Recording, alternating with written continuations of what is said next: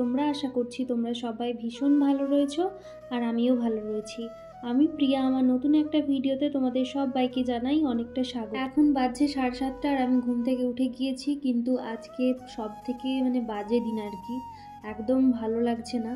তো সেই জন্য ভাবলাম একটু জল খেয়ে আর ব্রাশটা করে নিই, কারণ বাইরে বৃষ্টি হচ্ছে, কয়দিন ধরেই বৃষ্টি হচ্ছে আর কোয়ার্টার খালি করে যাব, অনেক কাজ রয়েছে, তাই তোমাদের সঙ্গে ভিডিও দিতে পারছি না প্রত্যেক দিন।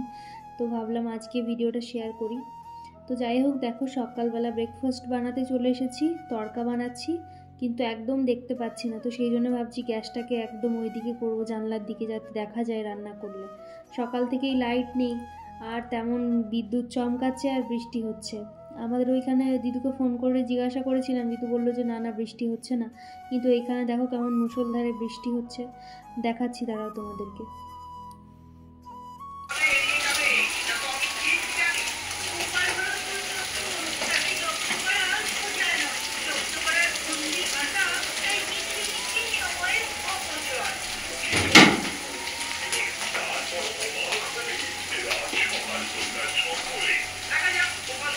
দেখলে কিভাবে বৃষ্টি হচ্ছে, তাই ভাবলাম যে আর আমি বসে থেকে কোনো লাভ নেই, আমি রান্নাটা বসাই। তাই অন্ধকারেই রান্না বসিয়ে দিয়েছি। আর এইবারে তড়কা বানাবো আর কি। তেল তোমাদের দাদাভাই একটা নিয়ে এসেছে, 1 লিটার তেল, কারণ ওকে বলেছিলাম আর কটা দিন যেহেতু আছি 1 লিটার তেলেই হয়ে যাবে। আর আমরা বেশিরভাগ সর্ষের তেলটাই খাই, সাদা তেল যেগুলোতে লাগে আর কি, যেমন ভাজা পকোড়া এইসব জিনিসেই সাদা তেলটা খাই।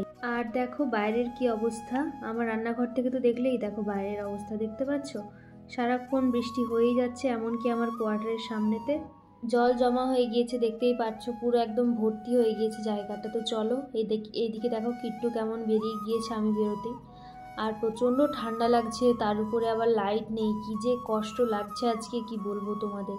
দেখো এরিয়াটার কি অবস্থা, এত বৃষ্টি হচ্ছে। তো ভাবলাম যে থাক, আর বাইরে দাঁড়িয়ে থেকে লাভ নেই, এক কাজ করি তড়কাটা বানিয়ে নিই, তোমাদের দাদাভাই আবার আসবে।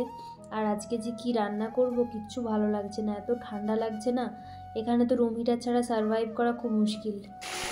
আজকে সকাল থেকে বৃষ্টি হচ্ছে, তোমাদের দাদাভাইকে ফোন করলাম, আমার কোয়ার্টারে লাইট নেই।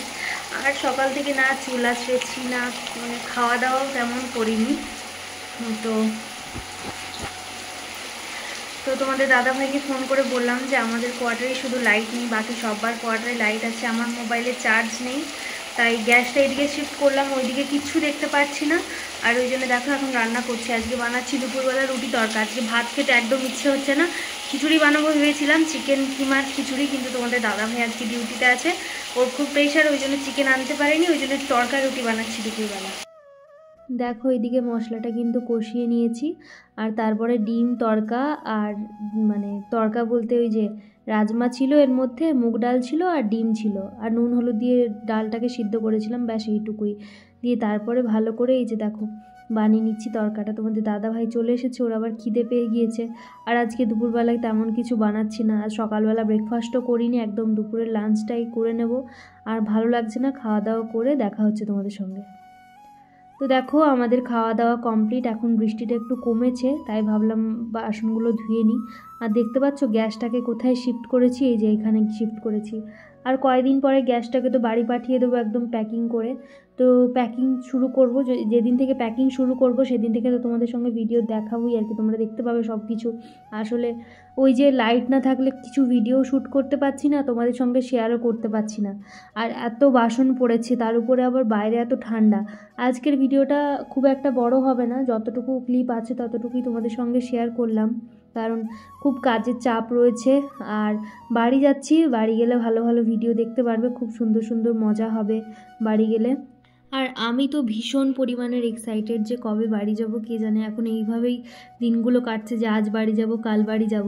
তো যাই হোক, তোমরা সবাই কেমন আছো, আর তোমরা কোথা থেকে ভিডিওটা দেখছো অবশ্যই কমেন্ট করে আমাকে একটু জানিও।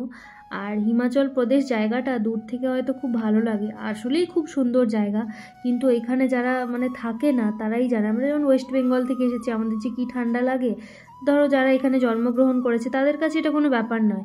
আর যতই হিমাচল হোক আর যাই হোক, জানো তো ভালো লাগে না। তো দেখতে পেলে লাইটের কি অবস্থা হলো, আমি তো রীতিমতো ছুটে গেছি দেখতে কি হলো। আমি ভাবলাম যে আমার কোয়ার্টারে কিছু হলো না, কিন্তু দেখলাম যে হ্যাঁ, আমারই রুমের পিছনে একদম উড়েছে লাইট। আমাদের দাদা ভাইও দেখতে গেছে যে কি হলো আর কি হঠাৎ করে।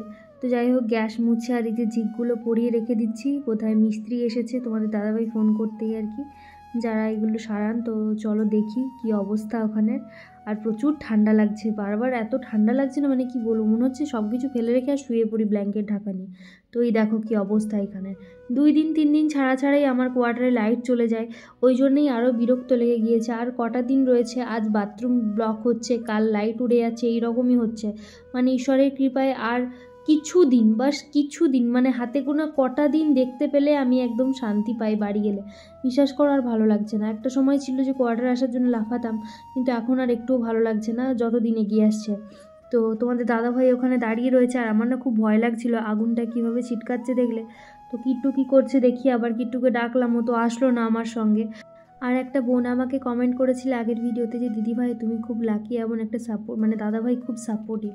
হ্যাঁ গো, বিশ্বাস করো আমার হাজব্যান্ড ভীষণ সাপোর্টিভ, মানে তোমরা যে ভিডিও দেখো তোমরা তো বুঝতেই পারো। তো যাই হোক, চলো কিট্টু কী করছে তোমাদের সঙ্গে দেখাই। এই যে দেখতে পাচ্ছ নবাবের বেটি কোথায় উঠে বসে রয়েছে, খাটে উঠে। আমি জাস্ট এইমাত্র গেছি, দেখছি আমার জায়গাটায় উঠে সুন্দর করে বসে রয়েছে। আবার শুয়েছিল, মানে বসেছিল হয়নি, আবার শুয়ে পড়লো। তাই ভাবলাম যে এক কাজ করি, ব্ল্যাঙ্কেট ঢাকা দিই। তো ব্ল্যাঙ্কেটটা যেই ঢাকা দিয়েছি উনি আপনার বেরিয়ে গেছে, ওনার শুলে হবে না বাবা, ওনার আবার অনেক সুখ চাই। তো দেখো রাত্রিবেলার মতো চোখগুলো কেমন জ্বলছে ফ্ল্যাশ দিচ্ছি বলে। আর প্রচুর ঠান্ডা, তাই ভাবলাম বসে পড়ি, আর যাবো না ওইদিকে, এত ঠান্ডা লাগছে। আমিও শুয়ে পড়ি কিট্টুর সঙ্গে, যখন লাইট আসবে আসবে, বাকি না আসলে না আসবে। তো একটু শুয়েছি, তোমাদের দাদাভাই আবার হাঁক ডাক করেছে যে দেখো লাইট এসেছে নাকি রুমে। তো দেখো অবশেষে লাইট এসেছে, আর আমি একটু হিটারটা চালিয়ে একটু হাতটা সেঁকছি। এখন ঘড়ির কাঁটায় বাজছে 6:30, বুঝতে পারছো কখন লাইট এসেছে। আর লাইট আসা মাত্রই আমি লেগে গিয়েছি আমার কাজে, বিছানা গুছাচ্ছি। আর আমার বিছানার অবস্থা দেখেই বুঝতে পারছো যে আমি খুব তাড়াতাড়ি বাড়ি যাচ্ছি। সমস্ত কিছু তুলে নিয়েছি, আর এইগুলো আবার একে একে প্যাকিং করব। আর ওই যে ঝুড়িটা দেখছো, এটাতে কিট্টু থাকে রাত্রিবেলা আমাদের কাছেই। আগে আমি নিচে রাখতাম, কিন্তু ওটা এখন খুব ছোট, তো সেই জন্য ওকে এর মধ্যেই রাখি। রাত্রিবেলা ওকে খোলা রাখলে কি করে বলো তো, আমাদের মুখে জাম্প করে, এই করে সেই করে। তো সেই জন্য আমি রাগে আর রাখি না, বলি না তুই ওখানেই থাক। পরিমাণ মতো খাবার দিয়ে আর রেখে দিই। তো যাই হোক, দেখলে পর্দাগুলোও খুলে নিলাম, ধোবো বলে ধুয়ে একদম বক্সে পুরে দেবো। আর তারপর এই যে খানিকটা ভুট্টা ছিল, ভেজে ফেলেছি ঘি দিয়ে, ঘি লঙ্কার গুঁড়ো আর নুন দিয়ে। তোমাদের দাদাভাই তো দেখে ভীষণ খুশি, কারণ কালারটা এইভাবে দেখে, কারণ আমি লঙ্কার গুঁড়ো চট করে দিই না, কিন্তু ভাবলাম যে না, মানুষটা যখন খেতে পছন্দ করে আর কি, তো দিই। তো তারপরে দেখো তোমাদের দাদাভাইয়ের কাছে আবদার করেছিলাম যে আমি ছাট খাবো আবার আজকে, তো সেই জন্য নিয়ে এসেছে। আমি স্টমাক খাই না, কিন্তু এই যে মুরগির পা আর মেটে খাই, আমার এইগুলো ভালো লাগে। তো তোমার দাদা বলছে হ্যাঁ খেয়ে নাও, আমাদের ওইদিকে তো চট করে এগুলো পাওয়া যায় না, অনেক অর্ডার দিয়ে এই করে সেই করে আনতে হয়। তো আমি বললাম হ্যাঁ ঠিক আছে, তুমি নিয়ে আসবে। তো যাই হোক নিয়ে এসেছে। আর তোমাদের দাদাভাই কিন্তু এগুলো আগে একদম খেত না, আমার পাল্লায় পড়ে মানে খেয়েছে আর কি। কিন্তু আমার একটাই আফসোস, তোমাদের দাদাভাইকে শুটকি খাওয়াতে পারলাম না। ওকে শুটকির কথা বললেই ও একদম সেই তেলে বেগুনে জ্বলে ওঠে, এক কথায় বলতে গেলে, আর কিছু না। তো দেখো মশলাটা কষিয়ে, আর এই যে এখন কিন্তু আমি মেটেগুলো তুলে দিলাম। মেটেগুলো যেহেতু খুব নরম হয়, তো সেই জন্য পরে দিয়েছি। আর ছাল সমেত আলু দিয়েছি, সামান্য মশলা দিয়েছি, ব্যাস। এবারে ভালো করে কষিয়ে আর হালকা হালকা জল যখন থাকবে তখনই নামিয়ে নেব। তো দেখো কত সুন্দর রেডি হয়ে গিয়েছে। উপর থেকে একটু গরম মশলা আর ধনেপাতা ছড়িয়ে দিয়েছি। আর এবারে মজা করে খাবো। আমি খানিকটা কষা তুলে খেয়েছিলাম, তোমাদের দাদাভাই এখন ডিউটি গেছে, ও এসে খাবে। তো চলো আজকের ভিডিওটা এখানেই শেষ করছি। তোমরা সবাই ভালো থেকো, সুস্থ থেকো। আর আজকের ভিডিওটা কেমন লাগলো অবশ্যই কমেন্ট করে জানিও। আর কয়দিন পরে বাড়ি যাচ্ছি, বেশ মজাদার মজাদার ভিডিও তোমাদের সঙ্গে শেয়ার করব বাড়ি গিয়ে। আর কবে যাচ্ছি না যাচ্ছি তোমরা তো সবই দেখতে পারবে। তো চলো আজকের মতো এখানেই শেষ করছি, আবার অন্য একটা ভিডিও নিয়ে দেখা হবে তোমাদের সঙ্গে।